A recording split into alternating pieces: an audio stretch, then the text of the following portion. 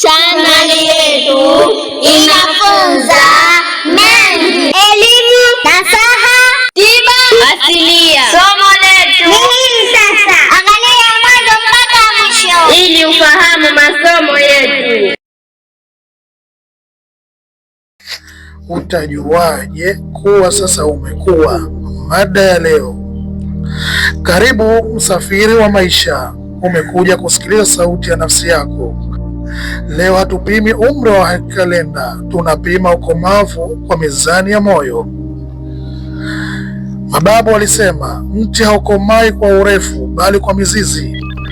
Basi na wewe kukua sio kuota ndevu, sio kupata watoto, bali ni kupevuka kwa roho inayofikiri kabla haijatembea.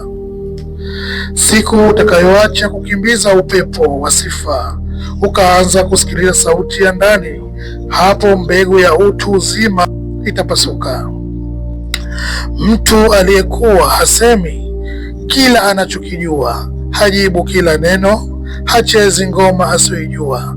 Methali ya wahanga husema, mdomo mwepesi huzaa majeraha mazito. Utakuwa pale maumivu yatakapokufundisha, sio kugeuza chuki. Maji yakichemka sana hupoa yakipata njia, ndivyo na moyo wa mtu mzima. Unasamehe bila kusahau somo, unalia bila kuvunjika, unapenda bila kujipoteza. Wazee wetu walinena, mtoto hukimbia kivuli chake, mtu mzima hukikalia. Maana yake ni nini? Ukiwa hujakuwa unakimbia matatizo, ikiwa umekuwa unakabili kwa utulivu.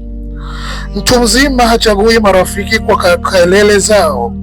Mtu mzima hachagui marafiki kwa kelele zao, bali kwa uzito wa mioyo yao. Anajua sio kila anayekupa asali anakupenda. Wengine hukulisha utamu ili wakuchinje kesho yake. Ukiwa hujakuwa, pesa hukutawala. Ukiwa umekuwa, unaitawala pesa. Unajifunza kula kidogo ili kesho ule vizuri, kuvaa kawaida ili kesho uvae kwa heshima. Hapa ndipo mizizi inazama ardhini. Unatambua kuwa binadamu ni kivuli, Mungu ndiye mwanga. Mganga wa kale alisema, asiyemjua Muumba huabudu bahati. Mtu aliyekuwa huomba kabla ya kuanza na kushukuru kabla ya kulala.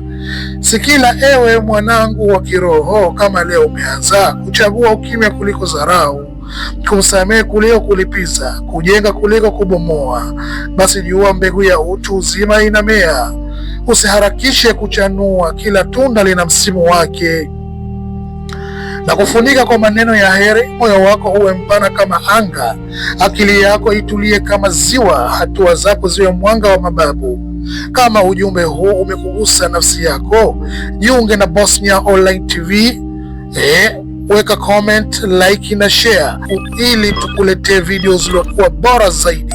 Tafadhali share kwa wengine wapate kujifunza haya masomo.